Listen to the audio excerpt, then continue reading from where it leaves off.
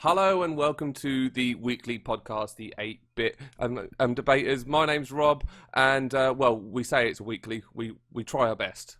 We promise we try our best. But yeah, this is our weekly podcast where we like to, where we like to argue the toss over video games. And this week we're going to be talking about what is the best video game with no violence whatsoever. We're also going to be talking about Rocksteady Superman rumours, and we're going to be talking about Nintendo hiring for their next Zelda a title. But before we start, we will start where we always do, with the icebreaker. The icebreaker. Yeah, this is the icebreaker, the part of the show where we just sort of open up a quick question just so we can all get to know each other that little bit more and become closer before we tear each other apart in a big argument. So this week's question is, what is your favourite video game with a mute protagonist? So what's your favourite video game with a mute protagonist? And we're going to start this week. We're going to start with Geordie. Geordie, hello.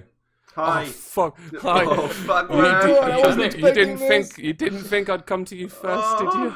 Oh. So how you been doing? All right? It's been a few weeks. I'm doing well, man.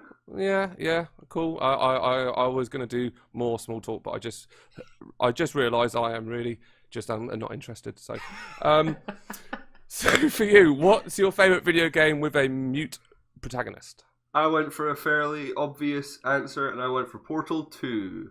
Ooh, nice choice. Nice choice. What made you go that way? It's just a really good game. It's got really good characters as well as the mute main character. You have Wheatley, voiced by that guy that I've forgotten the name of completely now. Oh, him. He's brilliant. Stephen Merchant. He's really tall. Yes, Yeah. he's tall. Good old Steve. Yeah, and then you have GLaDOS, and it's a very funny game.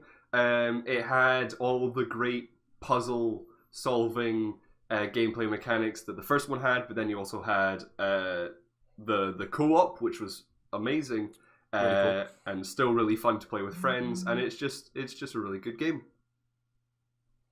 No, cool. No, it is a really good game and a very good choice. I didn't actually I think about the Portal series, so well done. So next we're going to go to Alistair. Alistair, yeah, absolute beauty. How are you doing this week? All right? Oh, yeah, absolutely lovely. Yeah? Well, yeah. Very well, good. So what's your favourite video game with a mute protagonist? Doom. Okay. Just the whole... Did Doom guy talk? Not at all. He not a word. Doesn't have In a the name. new game. Yeah. The new Doom. Okay.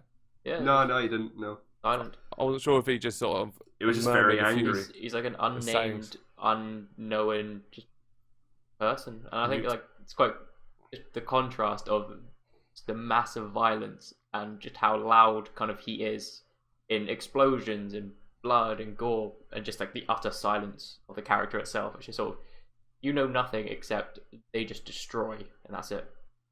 Mm-hmm. That's why, and also Doom is just in general a fantastic game, and you don't have to care about the character or the story. And it is quite a nice word as well.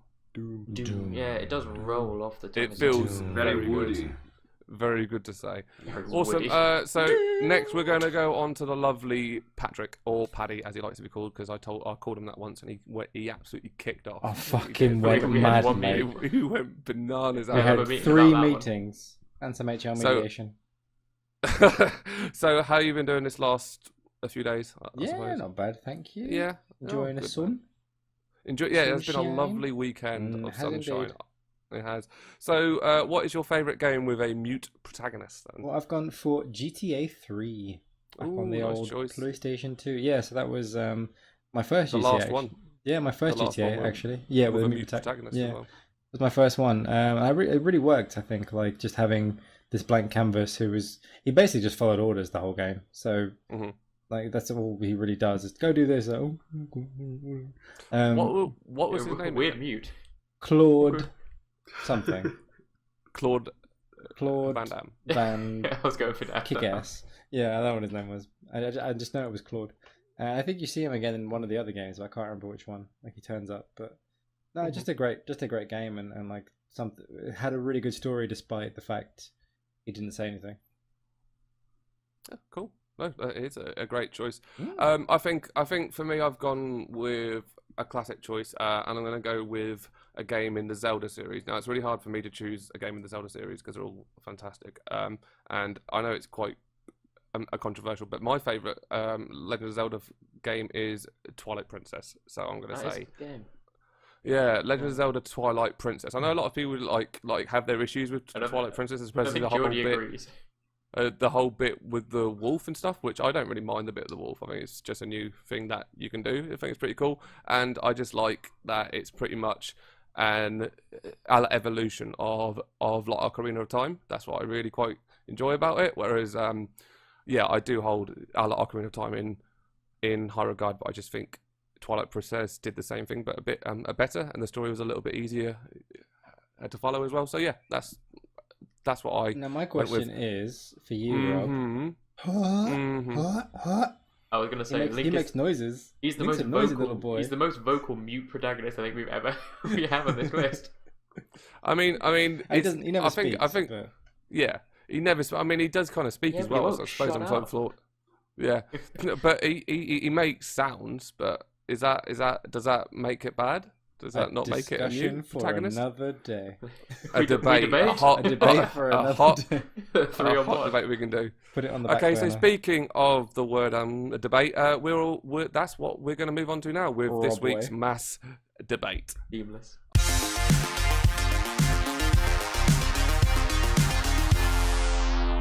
The mass debate. Yes, this is the bit where we argue for a bit about Every whatever we time. want for the week, and and this week we're gonna argue over what is the best video game with no violence. So yeah, this was a challenge I set myself when my mum asked me I think it was about half a year ago, where she said to me, games so violent? well, she actually bought an Xbox. She bought one Xbox. I don't know why you think my mum sounds like that. That's really rude, Jesus. Because she actually video games so she is one of our number Mum? one fans. So she's going to be really upset at you. Hi, Mum. Rob's mom. Hi, Mum. Hi, Mum. Rob. I'm joking. She's probably dead. Oh, So jeez. every time, Classic Rob. I know. So I'm going to ignore the point that I was trying to make because I've already I've forgotten it, and we're going to move on with the actual why we're here. So what we're going to do, we're going to open up the question for all three of the guys here, and they're going to talk us through their answer one by one. We're just going to give us the choice they've made and the reasons why they have chosen it, and we're going to do that one by one. And after that, we're going to open up the floor for everyone to have a bit of a fight. But this week, I think I'm going to start with the very handsome Alistair. Yay! I hope that was Yeah, me. you're hoping it was going to be Yeah. for you. But yeah, I I can tell want the to be big- called handsome. I Yeah, hope it's me today. So for you then, what is the best video game you've played with no violence? Well, for no rhyme or reason, it's rhyme. It's right. Yeah, I mean, I could have You gone win! Yeah. Alistair wins. Now we move on to the next It took No. me 4 hours to come up with that joke.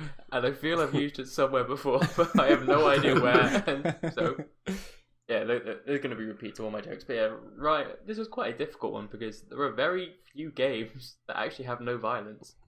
Yeah, at And- all. Like, you can't go for a Mario or Yeah. anything like that. No. Like, There's- it's hard. Stardew Valley, like the relaxing games. But even on that, do everything is you have violence. to hit rats or something? Yeah, like there's Yeah. violence in there. Like everything you just Exactly. kill. What we're teaching our Yeah. children is what we're learning today. Man, it's everywhere. It's sickening, isn't it? Yeah, like Rhyme is. I think it came out last year and was one of those that almost was kind of snuck, or especially for me, snuck in, and just I didn't really take much notice of it. But everyone just seemed to keep raving about it, and I was like, I'll see what the whole hubbub is about, and hubbub. And I was shocked by just how brilliant and simple it was. It's a puzzle game, and the art style is simply like amazing. It's great scenery. You're on this little island because you're a guy who's just unnamed character, just wakes up after a shipwreck and is trying to figure out what's going on. So to do that, they solve puzzles. Because that's what you do when you try and piece things together. You make puzzles, piece things together. See, makes sense already. It's brilliant. And so the art style of the island is simply brilliant, and there's like relaxing but beautiful music surrounding it. So you've got that whole angle of there's just no violence, it's all peace there. So it really batters in on that. Nice peaceful land. Yes. I think we can have the full orchestra with Paddy. But yeah, I mean, it's because you think puzzle game, you're like, all right, you can do it well, but you can also have the same old puzzles that every single game cranks out time after time. Mm-hmm. I mean, yeah, you're not going to have a puzzle game that doesn't have some of the cliche classics of move block over here and move that block around here. But in this one as well, like there is some great puzzles using lights and shadows and like certain perspectives, and especially like sound and certain songs that you can make your character sing. Also a little bit like Zelda, that really do help you solve the puzzles. So you do have to think in kind of a completely different angle in some of the puzzles, which instead of just being kind of like a mindless game of you're like, oh, a little puzzle here, you actually have to think for a bit. You have to get involved with what you're doing. And also, you're led along as your guide by the cutest little fox that I've ever seen. It's just, oh, adorable! I want it. And so it doesn't really kind of get in the way of your puzzles. You know, some of your sidekicks can either get in the way or just give you too many hints that could ruin the whole experience. This fox magic thing just points you where to go, so you don't get like completely lost in the island. Or if you want to explore, you can run around for a bit. And then you know where to go instead of accidentally moving on to the next location. And even though the island is quite like a small, confined space, it just feels so varied and so expansive that like there are different sections of the island you kind of travel to. I mean, some have said like it kind of feels almost like different, almost totally different in each section, but it's still the whole aspect of you're trapped on an island. And then the best bit of it is the story. It's a piece you slowly go through it throughout the game. I think the game's like 6 to 10 hours of playtime, so it's not like a hugely time-consuming game. So you don't have the story drawn out so slowly. So like but you learn as you go along what's happening, like figure out things. And I mean, because the game was released like I think almost a year ago. I think it came out like May for some places, and at some point in 2017, between May and November, long expanse. I won't spoil the ending, but it's got a few twists at the end, and it's one of those like, beautiful stories that tug at the heartstrings and has like a lot of meaning behind what is shown. I mean, like, I was kind of to remember what the full plot was. I was rereading it all again today, and like I was sitting there going, I don't remember it being this deep. Why does it hurt so much? Oh God! Take the emotions away. So real. Take the emotions away now. Yeah, I mean it's such a nice game with good puzzles and has such a great story to follow along. And it's not one of those where you get bored because it's such a long, dragged game. It's a short game, good puzzles, and it looks beautiful. So yeah, simple, easy. Fair dues. A good pitch, a strong pitch to start us all off. So next, I'm going to go to Geordie, and I'm going to ask Geordie the exact same question. What is the best video game with no violence? I went for the video game Firewatch by Campo Santo. The well-known studios, yeah. Which is no more because they've been bought by Valve. This game was extremely not underrated. It was because it was received very well, but I don't think it did as well as it should have. It's a first-person mystery game, and it was just brilliant. And it focuses a lot on the voice acting aspect, which is very strange. It does very well with its storytelling. You play a guy called Henry, and basically the only other character apart from two people that you have like one line with is another lookout. You play as basically a forest lookout for just fire, and basically such a build up.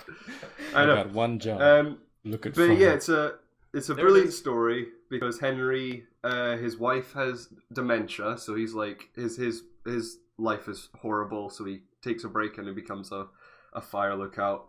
And it's a very odd story because it unlike Rhyme, where you said there's no violence but it's very peaceful, there's no violence in this, but it's very unsettling throughout the entire game. It's very tense even though nothing happens. It's just the score and the way the game is set out is brilliant, and there's a lot of mystery to it, and it has a sort of some would say a bullshit ending because you sort of fall in love with this girl, but then she sort of just leaves you and you say goodbye over radio, and it's horrible. And it's brilliant. Oh, a very passionate pitch. So finally, we're going to move on to Paddy. Paddy, why don't you tell us what is the best video game with no violence? Well, Rob, I want to take you back to the year 1984. Ooh, You're in the Soviet Union. You're working for the Academy of Science of the Soviet Union in Moscow, and you come up with a little game called Tetris. Exactly. Yep, okay. And you can see the light in Alistair's eyes just go out as I say that simple word, Tetris. You have completely screwed us over for going for Rob's old age. Yeah, I went for age. No, so Tetris, which you may or may not know, is the best-selling video game of all time. Has probably been on every single thing that's ever played a game ever. And it's just still brilliantly simple, endlessly playable, and as soon as I said the word, you just sung the theme tune for it. I mean, that's all you really need to know. It's just synonymous with video games, really, and it's just such a simple, brilliant puzzle game that has lots of different variations, obviously, and has kind of stayed. I don't think there's ever been, oh wow, there's the new Tetris, guys, but it's always there and it's always on different platforms, and you can always pick it up and you can always play it, and it's like the perfect, here's what a video game is, in its simplest form. It's just about solving some puzzles on a screen, and I think just really a gateway, I think, for definitely people of definitely my age. That was one of the first things I played on my Game Boy. I say, okay, I get this now. This is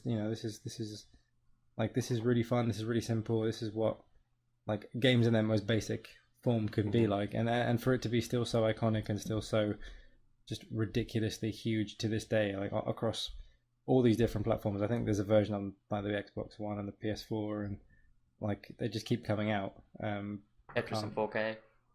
I mean, if you haven't done Tetris in 4K, what's the point? What's even the point? No, it's just one of those games that everybody knows. I think you could know nothing about video games, and if someone says, "Oh, this is Tetris," oh yeah, I know that. It's just one of them things, and that is why I think it is the best one. A very well made point, and one that's going to be a hard one to argue against. So yeah, that was the end of the pitch round. We have our three answers now.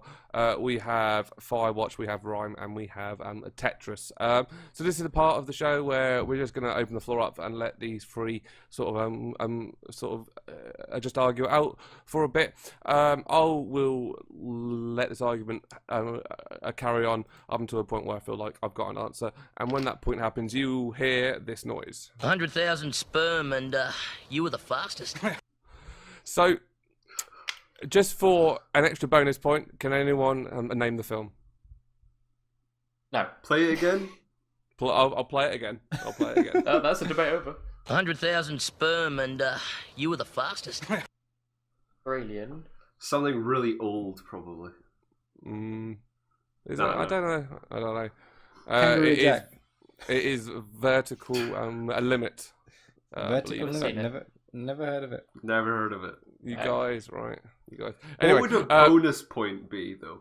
That would be me sending you a picture of my left testicle. Yeah, that's my favourite one of Rocksteady. My left penis. My left penis. Right. Before we get too distracted, I'm going to bring you guys back round to the fight. So, will you guys please argue over what is the best video game with no violence? Go. Well, you know what, Jordy, Tetris is fairly basic, and it has an iconic theme tune, but it has repetitive gameplay, not a very good story, and it might have been really good. So does Tetris. Tetris doesn't have an end. Tetris never ends. It's so you can put boring. it in your veins and do Tetris it forever. can become so boring, Firewatch and has the worst fucking ending. I've never been so pissed off at a video game ending. You're going, oh, this is really nice about these two characters. Shut up. It makes you feel emotion, man. It makes you feel emotion. It's immersive because you're you really feel like characters. Excellent. But there's like we understand the format. We shouldn't talk over each other. You're going down this one path, and there are these two characters, and you're getting to know each other. They're having this really great dialogue, this real story. Then, all of a sudden, here's this other story about no one gives a shit about, and let's focus on that. And then it's over. No, Firewatch, crap. Can't have it. Also, it's about man and his missing I- son. I'll take And you down Firewatch quite quickly because there is technically violence in it. That's Your true. dude gets knocked unconscious at one stage. That is an act of violence. Unseen. And secondly, Unseen violence. yeah, but And a it's little there. boy dies. Yeah, Brian, the kid, he's dead. He's dead at the end of it. So Brian's that dead. implies that there is violence that is along the way. He hasn't died of natural causes. He's dead. He's dead, bruh. He's fully dead. Never said... Violence right there. You get knocked unconscious. Like If I trip over, is that violence or is that... No. yes, seen the Robert earth has so been violent happy. against you. Mother Nature just bam, violent, whiplash, Can you knocked you out. Can you lose health in rhyme? You cannot. There is no There's- health. Can you have? What do you can you do have in fun rhyme? in rhyme? Yeah, You can have great fun in rhyme. Is it You get a- interesting? You get a magical adventure with a fox. It's brilliant, and you solve puzzles and you figure out how you ended up on the island. And it's a lovely Is that story. the one? Is that the one that was going to be a PlayStation 4 exclusive, and then they fell out with Sony, and then it I think wasn't so. anymore? I think it first came out on PlayStation, then it's now on everything. Okay, because I'm sure it was that studio that was like making a PS4 exclusive, and then Sony dropped them. So the game Yeah. did end up good then. Yeah, I mean it was a good game. I think it was well received by pretty much everyone. It could be so boring that it incites violence Well, due I mean, to how the boring game it is. itself doesn't have violence. If it incites, that's not its problem. That's other people getting something from it that's not there. It doesn't contain violence. If it induces violence, that's different to containing violence. Does Rhyme have any popular music? I mean, I think people enjoyed the soundtrack, but I don't think if you go sing me the rhyme songs, then most people will break out into it. But I think it's an enjoyable soundtrack. What's the fox called? I think it's just Fox. There's not much naming there. Aha! We've It got doesn't you sound now. like a very interesting story. I mean, the story around it is great. I mean, I think it all does make sense in the end as why kind of everything's unnamed and like magical and why the fox just appears. It all kind of comes together and is explained by the ending. But because it's within the year, I don't want to spoil the ending because it is quite like a good twist. I was like, damn, I didn't expect that. Everybody dies. Okay. Everybody dies. Everyone kills each other. Yeah, everyone kills each Gratuitous other. acts Oh, of crap. violence. Paddy, you kept saying that there's many variations on Tetris. Can you Hmm. elaborate on what you mean by Yes, variations? I mean, there are just other games that that use Tetris as a base and do other things. I haven't played them. I'm just talking about basic Tetris. You can't. So do you be a mean there are good loads of game- other games that have just copied Tetris? No, I'm sure they've have been officially licensed as well. I mean, I'm just talking about basic Tetris, which you can still play on anything and everything. I mean, you can only play on it for a little bit. It doesn't have that much longevity to it. There we go. Not in terms of the actual game because it's still going, but you can't sit down for like several hours and play Tetris. I sit down for like 15 minutes, play it, complete it because I'm a boss, and then I'm done with it. I'm like, next Depends, challenge, I please. mean, not every game is about like Yeah, longevity. I I mean, haven't completed for every Tetris. Skyrim, you need a few games of FIFA every now and again. So there's nothing wrong with something to break up everything else, or on your commute, or when you're driving. Great time to play Tetris. Definitely recommend that. Definitely recommend that. We do not play Tetris Don't when do you're that. driving. Don't do that. Please. When you're waiting to find out if she's pregnant when you're sitting outside, play some Tetris. Like you can take it anywhere. That's the joy of it. Yeah, but that long Tetris block was the reason she's pregnant in you're the first out, place. Slide it into true. that gap, mate. Well, You're mine's in your abortion clinic. The Zed. I That's think what we're Tetris, struggling it's with. dirty. What we're struggling with here is that we've got three very, very different games. Well, I guess one's basically a walking simulator with a decent story until they decide to throw anything interesting away in the toilet at the end of it. The other one And has violence. terrible violence. The It other has one I- case of unseen violence. That's violence. It's admitted The other it. one, I just don't know enough about Rhyme. It just kind of came and went. I remember a bit of hype. It looks pretty from that one screenshot that I've seen of it, but that's as much as I can tell you It's about not the even game. an inventive name. They've just misspelt rhyme. I mean, I'm sure it has its own reason. And if it was in the game, I can't remember. Would there be a Um, rhyme or reason? Yeah, So I it's mean, not a that memorable what we're game. doing? No, it's a memorable game. It's like the story sticks with me. I mean, and the I'd fact only it's heard actually- about it now. Yeah, I mean, it's one of those that kind of it did go under the radar. It was well received, great, like a good game that when people played it they liked. But it was one of those that did kind of miss the like just that huge. Everyone goes, oh my god, look at this game. It was there, and it was kind of people kept raving about it like under the surface. But it was one of those that missed the major hype train. Did they though? Yeah, I mean, Did they, though? it was one of those that just kept cropping up Because I every feel now like and then. And really you're like, good, really good puzzle games that have that kind of thing behind them. They get talked about. So if I think about The Witness, which had so much about it, everyone was talking about Yeah. how much what they were struggling with and all the different puzzles and that kind of thing. I think if a puzzle game really captures the imagination, like everyone talks about it, but I've not like, heard anyone another one of talk like about. the greatest puzzle I mean- games was Journey, and that I But I everyone was talking about Journey. I completely Everyone. missed that. I'd never Yeah. heard of it until like Yeah, it's way PS4 after it was released. Well, Yeah. PlayStation exclusive, I guess. Maybe it's not in your circles. Yeah, so I think Um, like it being a PS4 or a PS exclusive rhyme at the beginning, I think that's what caused it to kind of go under the radar a bit, because then it just got released onto the other platforms. So like it didn't have the hype that it would have when it was initially released. So it kind of just crept out, and it's a brilliant game. Like people just don't play it enough. Fox, Friends, everything. Fox That's and Sonic. Friends.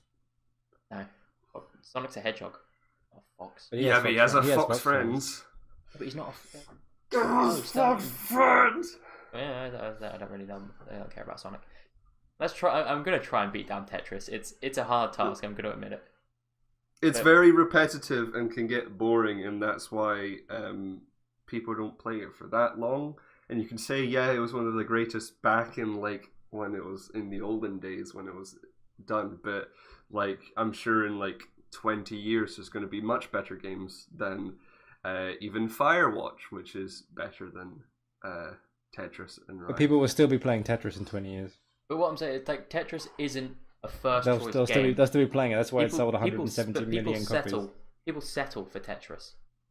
It's not one of the games that people go out and get anymore. Yeah. It was when it was initially released. It was like one of those games that was like, yeah, it's great. Let's go down to the arcade and play Tetris. But as soon as home consoles came along, people chose Tetris when they couldn't get anything else. It's exactly the same as Minesweeper and Pac-Man And are you like saying 3D that gaming is space only pinball. for the elite who can afford all the latest It is. technology? It And is. the Yes. 4Ks and the flops, Yes. the They have to teraflops? have at If they- least 2.5 teraflops. If they can't afford the 4Ks, then they can't afford Tetris in 4K, so what's the point? You can as play you Tetris said. on your computer.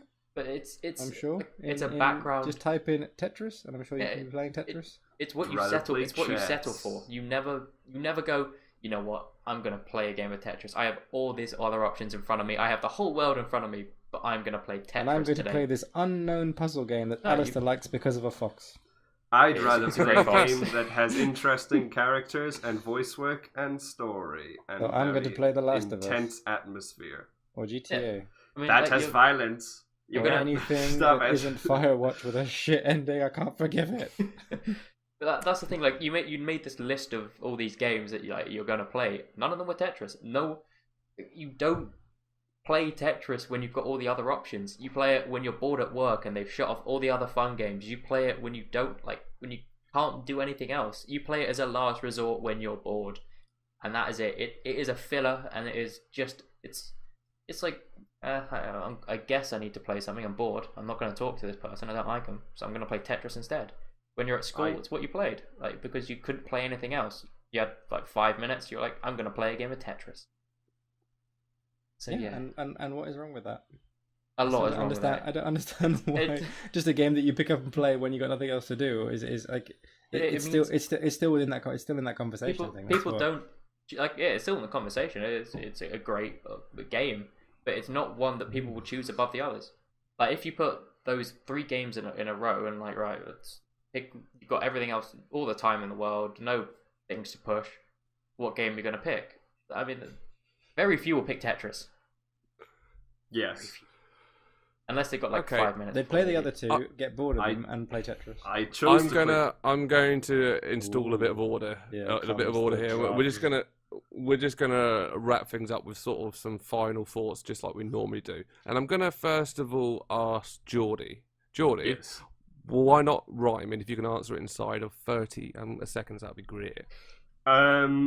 Rhyme still seems fairly uninteresting to me, even though Alistair's talked about it. I don't feel like there's no real story. There's no good like Great characters.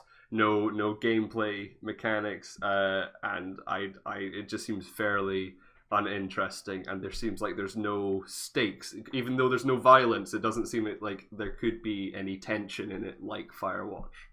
Okay, cool. And why not a Tetris? I agree with Alistair's points. I feel like Tetris is very much the what game do I play when I have nothing to do and no other games exist in the world. And it just seems it's a very basic gameplay mechanics, and it's only iconic because back when games were that basic, it was fairly innovative, and the music is iconic. Okay. And now let's go to Alistair. Alistair, why not a Firewatch? It has violence already in it. It's there. It's straight up. A person dies and you get knocked out. There are 2 bits of violence right there. And, I mean, also, there was a penis in there. It's violating the eyes. There is some violence right there. You can see a penis during that. Look it up. When? I think, like, when What version you... of the I game don't is it? want to look it up. Find it. It's there. I But could it say doesn't- there's a. It's one of those games that they try and make it like super tense and things are gonna happen and it's such an look at this story, but you don't do anything. It's dull. Like there's nothing to figure out. There's no the story's got like a bit of a mystery, but you're gonna find out sooner or later because they tell you what goes on. It's not like you put a puzzle together and there it is. It's no, you walk from one place to another and they go, all right, here's what you're missing. Okay, and why not a Tetris? Just get with the times, bro. It's past. It's gone. I mean, Tetris. Yeah, it's always going to be one of those iconic games, and I think that's why people still talk about it because it's one of the greats from the past. But it doesn't match up to the recent the competition that other games have. Yeah, it's great for like a few minutes, but now like when you have time to sit down and really fully explore a great game, you want something with more meat to it than Tetris. You want something maybe with a story you can get engrossed in. You want something with different puzzles instead of just, all right, let me see how I can twist these blocks to make them fit. Yeah, it's got a puzzle angle to it, and like it is quite a game that uses your mind like well, but it has one aspect to it. It doesn't have that multi-dimensional need that a lot of other games now have, and so it just falls behind a bit. Okay, cool. So finally, Paddy, why not rhyme? Well, I mean, thanks, Al, for calling Tetris iconic. You're welcome. I think it's just one of those games that just kind of comes and goes. Like there's lots of them. It's just it will turn up on PS Plus. In fact, I think I've already maybe it was released on PS Plus. I think I've got it for free somehow. It's just sitting there in my library, which I'll probably never get to. Aww. Just I'm sure fun to play, but meh. If it was really that important, like I would have played it. Like people would have said, "Play this game." Like other than Alistair, who really bigs it up and sells it well, no one's really said that. So. Okay, and why not a Firewatch? Because I was loving that game, and then they decided to throw away everything they'd done with the story for something completely different that I didn't give a shit about, and then the game ended, and it was just really like, oh, that was a great way to spend 4 hours. Thank you for ruining everything at the end and throwing it away.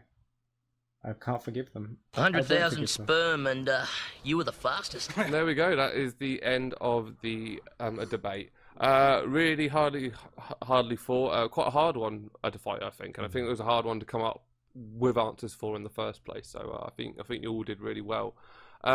In terms of the one that I think is least going to win, I'm sorry, I'm going to have to knock out Geordie first. I think people hit the nail on the head with the scrapings of violence that are in that game make it already moderately dubious, and also I'd have to agree with the points made that if the game was a sound, it would be and that's the only way that I can I need this describe judging system Firewatch. for everything in my life. It's just it builds up really well, and I was really invested. And then the ending happened, and it ruined the whole game. And yeah, It really did. It really did. If it finished on a high note as it started on, I think it would have been a strong argument.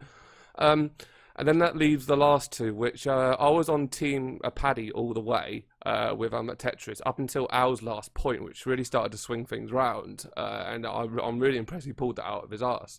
There's many things in there. He's normally not able to pull it out. So it was going Alistair's way for quite a while, and then I think Alistair, by his own right, made a point that if you had these three games, you had this one, that one, which one you pick up, with Ryan being a 6 to 10 hour game, that's a series of puzzles. That's once you've solved those puzzles, you know how to do the game. There's not much replayability there. Firewatch has zero replayability, because by the time you're at the ending, you get so pissed off that you'll never play that game ever again. And the only one out of all three you could realistically put hours and hours and hours into, and people have improved that through a track records of years and years and years. A whole cultural legacy is Tetris. So I'm sorry, Al, I really wanted to give it to this week, but I think it's going to have to go to Paddy. So everybody, I think you guys had quite an uphill battle from the start, to be honest with you. There, to put those two games up against Tetris is a hard shout. I don't know what else you could have chosen really to come back against that. Maybe so. Tetris 2. I mean, no, it is a hard one unless you went for Solitaire. Pokemon Solitaire. Snap. Oh, there's chess. so many 3D Yeah. pinball. Yeah, 3D pinball. Yeah, There's a whole any of the Windows games you could have went with, So yeah, that is the end of our debate. Well done, Paddy, for winning this week. And now we're going to move on to the bit where we talk about the news. Our views on the news. Yes, this is our views on the news, the bit where we talk about what's been going on the past week or so. I like Paddy's little thing there. I might start doing that at the start of each one, because then it makes it look like it was my idea. And Do it again. Do it again. Do Only it, if it's do it recorded. for the rest of the show. Paddy. Can you wear a little a sailor hat off the side? And If I had a nothing sailor else. Would you hat, do Rob, that as well? I would wear it. Make Oh, a gif thank out of it. So we have two pieces of news to talk through today. One, I think we're going to spend a little time on one a bit more. Let's go for the big one first. Which I know these rumours have been bouncing around a few years, and we're still in the rumourville. But there's some very strong rumours around at the minute that Rocksteady are working on a Superman game to follow up from the Arkham series that they kind of wrapped up with Arkham Knight in, I believe, I want to say 2015, that Arkham Knight was brought out. So a speculation has been that they've been working sort of more in the DC universe and sort of pushing on after the Arkham series, trying to push on. And the next game that is rumoured to come out is going to be a Superman open world game. These are the details that are rumoured about it. That obviously it's going to be made by a Rocksteady in Unreal Engine 4. It's going to feature a big open world metropolis, which is about 3 times the size of Arkham Knight. You're not going to play as Clark Kent anytime through the story. You'll just be sort of in the same way as Arkham. I know there's a few bits where you played as Bruce Wayne, but all in all, you'll be playing mostly as Superman. The main villain, I know, right? is going to be a Brainiac. We know Superman is going to be. Superman's powers are going to be nerfed down, so obviously you'll have a route of a progression. The environment will be semi-destructible, and the combat system is going to integrate flying around, and it's going to be set inside the same like Arkham verse, if you will, as the Batman Arkham games, and there's going to be loads of Easter eggs and all that kind of stuff. So really, it's just to throw it out to the general group, really, about like, I mean, well, for me, I'm if this is true, I'll be very, very concerned because no one's done a good Spider-Man game ever, and it's very hard to do a good Superman. Superman. Shush, Superman game. I was close. So yeah, Almost there. Well, for me, like, yeah, I mean, it'll be brilliant to see someone do it really well. And Rocksteady have a very proven record, whether or not they can, because I think fundamentally Superman as a character is a very hard character to translate well into a video, a game, considering he's basically the OP character of like the DC universe. How do you scale that down, like in a game, really? So yeah. What do you guys think? It's not the most. I mean, I don't know. Batman is such an awesome character in terms of like where you can go with him and like how dark you can make it, and you know that he is mortal. Like he's just a dude with, you know, he's rich. That's his superpower. I don't know. Superman's always felt just like madly overpowered, and how do you make it fun? And like, if you mess up, can you just fly around the world and reverse time? And like, you know, it's like that character is just such a like really difficult. If they can do it well, that would be really interesting. But I just like them to just drop this whole thing that he's completely invincible, and just, you know, their Superman can just be, he can have lots of powers, but just not be as, like well, you say, as OP. according, Otherwise, it's just according to the rumors, they're drawing inspiration from the Superman from the animated series, which was a very powered down Superman, and even still in the narrative itself, there'll be a reason why he's powered down, and he sort of build his abilities, which actually for me does fit the whole a video game formula that you start off being able to, in a kind of a traditional Superman way. You regress to his sort of early teen abilities, where he can sort of do big jumps and all that kind of stuff. He hasn't yet mastered like flight or anything like that, and you get a few big punches and stuff, and then from there, you know, you eventually learn flight, and then you learn faster flight and faster boosters and different moves, and then you learn like a laser vision and ice breath and all the other sort of bits and pieces he has. And I imagine that could build quite well. Yeah, that works really well for that's what basically video game progression is. And but whether or not that would be cool.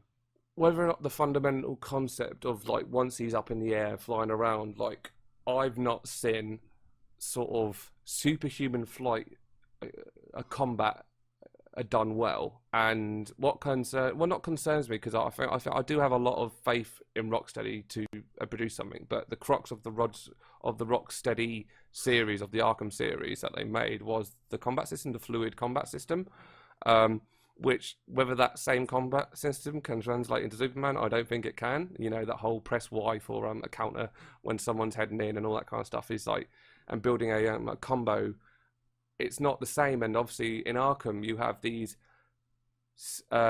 largely stealth portions as well and all that kind of stuff, and obviously that fit into Batman's sort of a persona person, a lot of the shadows, where Superman's very much about like the over the top battles. You know, there's a big thing heading towards Earth, let's blow it up and all that kind of stuff. There's no So it's going to be a very different shift for Rocksteady, who are used to making those smaller close-knit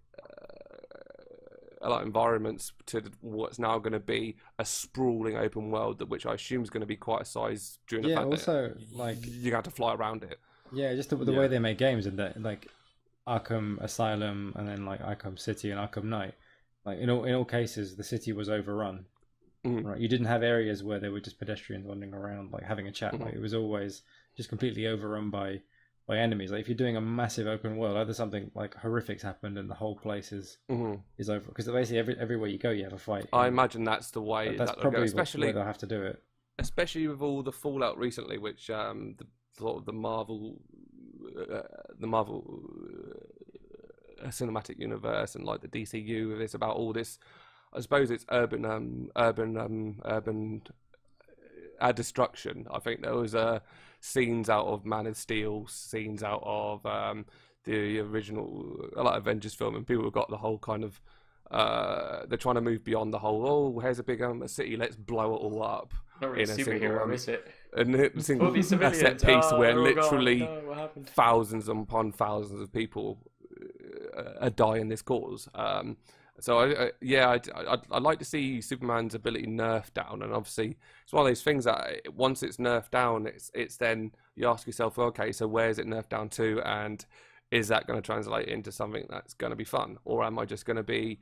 Because I've played Superman games, and there was not a bad Superman game on. I think it was like PlayStation 2 era, maybe the generation after, which was based on the Superman Returns films, where they nailed the flying really well, but the rest of it was just crap. Like the flying around felt really cool. You can fly through the city, and it did that thing where when you got up to a certain speed, it would make that huge sonic boom noise, and it all felt really satisfying, and that felt really cool. But outside of that, it was crap. And obviously before that, we've got Superman 64, which is known as one of the worst they owe a lot of all to time. me, like Superman 64. That I wonder if they're genuinely just thought remaking I it. didn't know how to play video games when I was playing that game. I was like, I don't understand. Like, I've played games before. It was just a broken it's just game. the worst. It's so bad.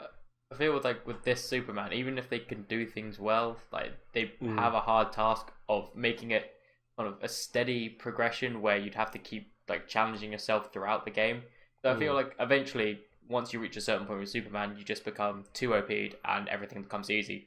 One of those games where after a while you become invincible and then like the game is no longer difficult. Like some of those games happen, and it just can ruin like some of these massive open world games, because then you're like, well, there's no challenge for me anymore. Now I'll just run through everything without caring and destroy everything because nothing can touch me. And I feel like if they do go through the whole system of Superman kind of learns his abilities as the game goes on, then like eventually at a point you're just going to become the overpowered Superman that all the other games kind of had a bit of a problem with. And so I suppose in the same way though, that's the root of a video a game, isn't it? You always reach that point where you feel like you're a 2 AP when you've but there's always like leveled up further than what the story like intends you to, like, and you start breezing through it. Challenge progression of like, okay, even though sort of there's maybe a main component to the story that you can like I mean, the only game again I can liken it to is Destiny, where you can go off and do all the side missions, become ridiculously overpowered, come back to the main missions, which like have a level progression, and breeze through them for a while. I have to say though that Rocksteady aren't stupid, and if you've played any of the Arkham games, you'll know it's not only just about a skill tree. That when the game You have to ask progresses, that question. Have I played I know games? when the game progresses, so do the villains, and then they start they start bringing in people with knives, and then that's a new way that you have to fight, and then they start bringing in people with shields, and they start bringing out berserkers, and then you get all these different ones all brought into one, and by the end of it, by the time you're flying around the open world and the end of the game, the villains and like the bad guys that are down on the street are much harder than what they were at the start. So it's not just progression in terms of now I've got this skill, now I've got that skill. It's actually rewards a progression for your skill as well. So if they can feed in that similar sort of a progression for Superman, I think. Yeah, but the thing is, like, between the Batman and the Superman, is Batman kind of has like I guess a smaller difference in his combat style to Superman. So like Batman is very much close quarters, a lot of punchy stickies, and then he's got his batarangs and a few other like long range weapons that he can sort of progress with, whereas Superman has a varied like variety of weaponry and abilities to then use. So even with Batman, even though they progress, you still have that kind of challenge of the combat systems, and when you're fighting someone, if it's the harder enemies, then you'll have more of a challenge. Whereas with Superman, eventually you can probably just like sit back 6 miles up in the air and blast people downwards. Yeah, I mean, but then again, like I said, it's in the hands of Rocksteady, isn't it? In terms of being able to make a game. If they, I don't think Superman automatically puts them in a hole where they're going to reach that ceiling. I think smart game developers know how to play a game, and hopefully they can work that out. I think just with Superman, there's a lot more potholes that they can fall into than maybe other superhero games. They can still do it actually brilliantly, but I think it's just they have to be extra careful. Right. I'm going to move us on because we are cracking on. So, next piece of news is Nintendo. I know it's not a sort of like, obviously everyone would have seen this coming, but they are hiring game designers for the next Legend of Zelda title, whether that's handheld or 3D or who knows what. I don't think is very clear because obviously it's just a job listing. But I thought it would be good for us to chance to talk really about obviously. We had Breath of the Wild come out sort of early part of last year. About a year and a half has passed since, so we should, in the next 4 to 5 to 6, like to 8 years, expect the next Legend of Zelda title. And I suppose it sort of asks the question is, where can the series go from here? And B, does it need to carry on what Breath of the Wild did, or does it need to make another right-hand turn from what Breath of the Wild did? Zelda's Zelda. It has somehow kind of progressed through the story in such a weird way whilst having such different games. I mean, you can loosely tie them together and like which kind of timeline and universe is this Zelda game in? Because I think after one of the games, like it splits into kind of three universes. Ocarina of Time, isn't it? Yeah. And so it's like Zelda has had this weird way of being able to make itself link to all the other Zelda games whilst being so different. So I think they won't really worry too much about that, and they'll just make a game. Suppose that's you looking at the narrative, though. I was more looking at the wider video game. I suppose like the placement in the timeline is sort of like the tertiary factor to what a Legend of Zelda game is. But I think what we're trying to get to is, I don't think anyone disagrees that Breath of the Wild was a break in the formula for what they're doing with the 3D Legend of Zelda games. They tried a lot of things up, and a lot of things they got a high amount of praise for. And I suppose the question is from there is, do you try and improve that formula, or do you try and recreate that formula once again? I'd like to see them do another open world, but with a more traditional Zelda feel in terms of like not hundreds of shrines that are kind of built around the whole handheld pick up and play. I'm taking my Switch somewhere. I'm sitting on a train. I'll just knock out a few shrines. Like kind of felt very built around that. Like the shrines were cool, and that would be nice to come back. But I think an open world that's got a much more involved story, like proper dungeons, not like your 4 main dungeons before, like that you kind of had to go through, were quite basic. I think quite simple. Simple ones. I think it'd be nice to have like a kind of a closer mix of the two of what we've seen. So Ocarina style dungeons, but with Breath of the Wild style open world. That would be really cool. I agree with you. I think Breath of the Wild got a free pass with a lot of things. I think it blew apart a lot of people away, which is absolutely fair with a lot of things that it did, but it seemed to get away quite a lot with not including dungeons. And for me, that's the bit I really enjoyed. I mean, obviously, I enjoyed the overall bits and sort of all the bits that you do in between each of the dungeons. I understand why they made the choices they did in order to break the formula, because obviously by the time we got to Skyward Sword, it was getting a little stale. And obviously Skyward Sword, what people were very critical of the hub world as well that they put in that. It didn't feel open worldy enough. So they went back and go, okay, they want a fucking open world, do they? There you go, there's your open fucking world, and that's why we got Breath of the Wild. Are we saying the Zelda developers are like the pettiest people who now just throw games out to be petty? You have your open world game, and this is it. It's on the job listing. Must be petty. No shrines, This will be it now. That we'll sit there and go, we want dungeons, and then they go, all right, you want fucking dungeon? Here's your fucking dungeon. We'll go some dungeons. Just a whole game that's one massive one extended London Japanese Nintendo studio that we all know and love. No, it is one of those things where I agree with Paddy wholeheartedly that I think when I originally played Breath of the Wild, I was so blown away by the things that it did new. I didn't reflect upon the things that it took away from me, and I've been sort of a sort of massive fan of the Zelda series for since think 94 or something like that. And it's one of those things where every 7 years was my treat, where I could sit down with my new Zelda game and have my Zelda experience. And it was, it's always that week where no one can talk to Rob because the new Zelda's out and all that kind of stuff. It doesn't happen very often. And Breath of the Wild is Breath of the Wild. You always have one of those weeks. Don't talk to me. Don't talk to me. No, but Breath of the Wild is one of those video games which it was a bloody good video game, but I didn't get my fix. I didn't feel like I walked away from it with my 6 to 7 year fix, and now I feel like I've got to wait another 5 to 6 years to get it again, which I might not. I might just get a Breath of the Wild, a 2.0, which is, you know what? It's like Breath of the Wild, but it's bigger and 400 more shrines, and you're just like, oh, okay, well now we're not going to ever get one of them. And yeah, I think they did a lot of things in that game. I think they could definitely look at the weapon durability a bit more. I think that got very tedious at times. It kind of they transformed weapons into consumables in a way that it meant that you had to keep switching, which was really good fun.